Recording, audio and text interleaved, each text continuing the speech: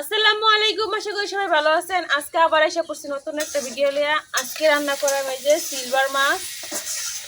তো এই জায়গায় কিন্তু বড় একটা সিলভার মাছ নিয়ে এসে আপনাদের বাইরে আসছে বাজার থেকে। প্রথমে আমি মাছটার যে আঁশ আছে ওই আঁশটা ছাড়াই নিলাম।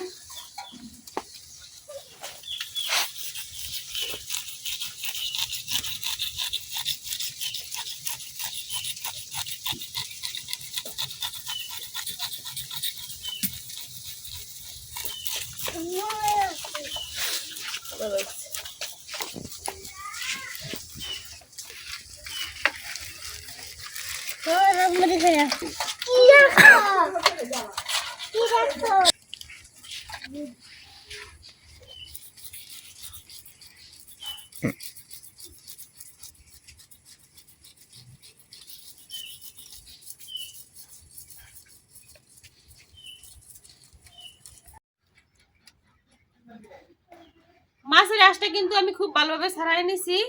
এখন মাছটা কাটতে নিলাম।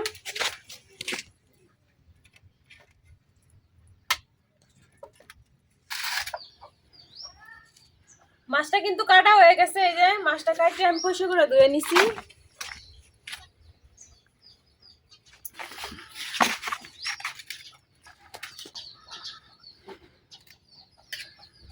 এখন এই জায়গা থেকে কিছু মাছ নিয়ে নেম রান্না করার লাগিয়া।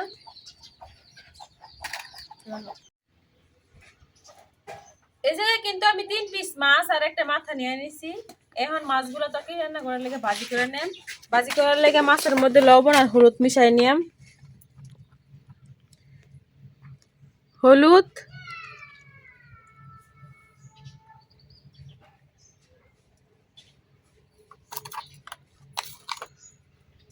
লবণ, হলুদ আর লবণটা মাছের সাথে খুব ভালোভাবে মিশাই নেম।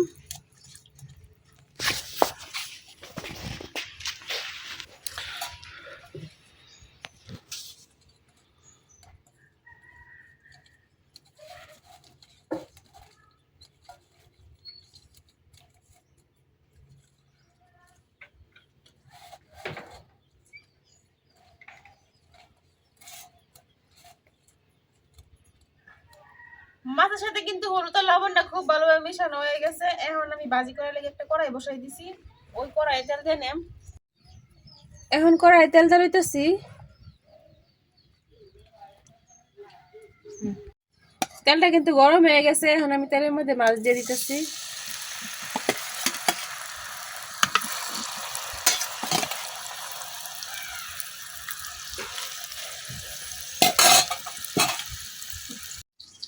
আজকে মাছগুলো রান্না করা হইতেছে ক্ষীরা দিয়া। বাজার থেকে ক্ষীরা আনছিল, তো ভাবলাম যে ক্ষীরা দিয়ে রান্না করি। ক্ষীরার তরকারি কিন্তু খাইতে অনেক মজা। তো এই যে আমি ক্ষীরা নিয়ে নিয়েছি এই জায়গায় 2টা। এই ক্ষীরা দিয়ে আজকে রান্না করা। তো মাছগুলো ভাজি হইতে হইতে এদিক দিয়ে আমি ক্ষীরাটা কাটা নেই।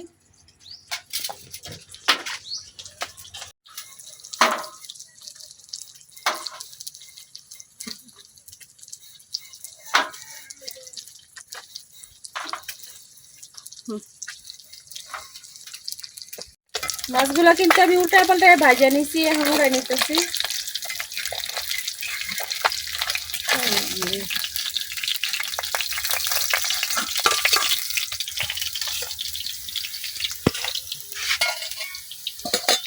এখন মাছের মাথাটা ভাজা নিয়াম।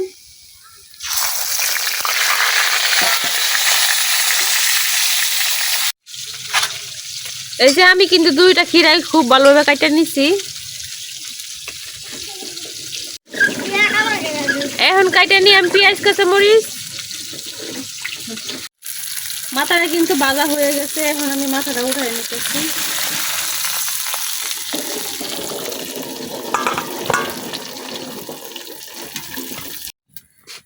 আমি কিন্তু তরকারি রান্না করার লেগে একটা কড়াই বসাই দিছি। এখন কড়াই তেল লইতেছি।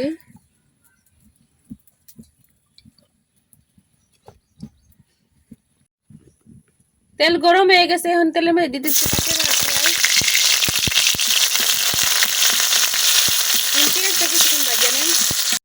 পেঁয়াজটা কিন্তু ভাজা হয়ে গেছে। এখন দিয়ে মানে অল্প একটু পানি।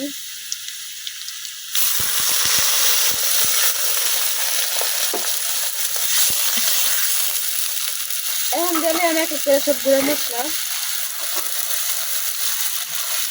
কাটতে রাখা কাঁচামরিচ,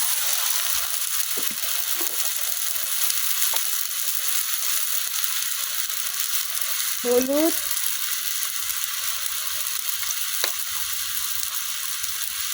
মরিচ,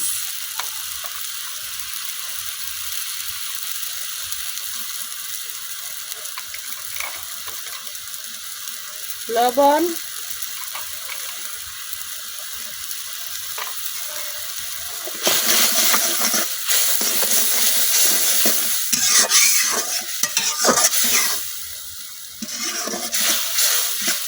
এখন মশলাটা কিছুক্ষণ কষাই নেন।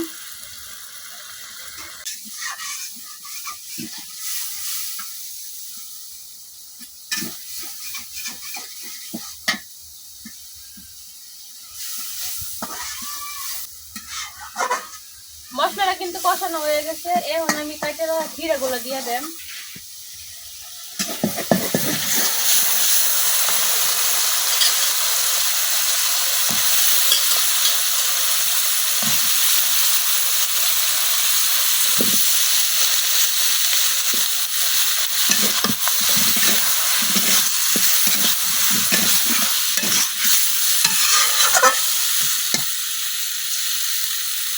এখন ডাইকে ক্ষীরা কিছুক্ষণ কষাই নিলাম।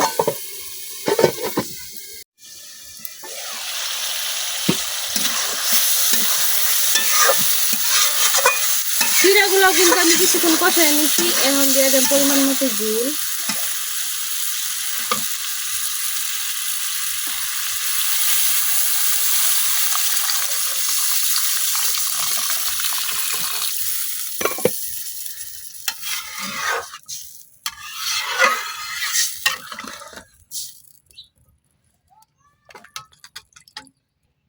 ঝোল দেওয়া হয়ে গেছে, এখন আমি ডাইকে আর কিছুক্ষণ রান্না করে নিলাম।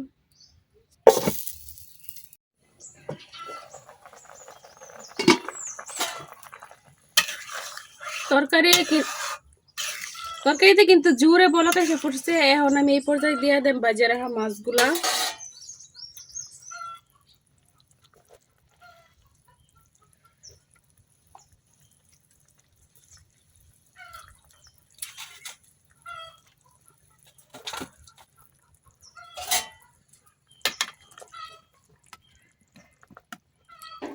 মাছগুলো কিন্তু দেওয়া হয়ে গেছে, এখন আমি আরো কিছুক্ষণ রান্না করে নেব ডাইকা।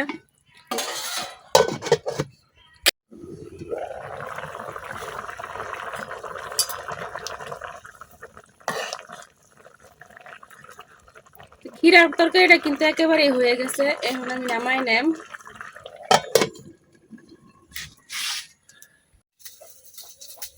এখন কিন্তু ক্ষীরার সিজন, তো আপনারা চাইলেই কিন্তু ক্ষীরা দিয়া মাছ দিয়া তরকারি রান্না করে খাইতে পারেন। শুধু যে ক্ষীরা যে শুধু খাওয়া লাগবে এরকম কোনো কথা নাই। এই দেখেন আমি ক্ষীরা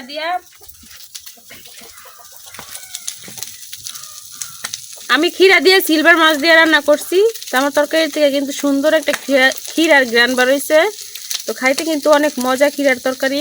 আমি কিন্তু সবসময় ক্ষীরার সিজন এলে ক্ষীরা দিয়ে তরকারি রান্না করে খাই।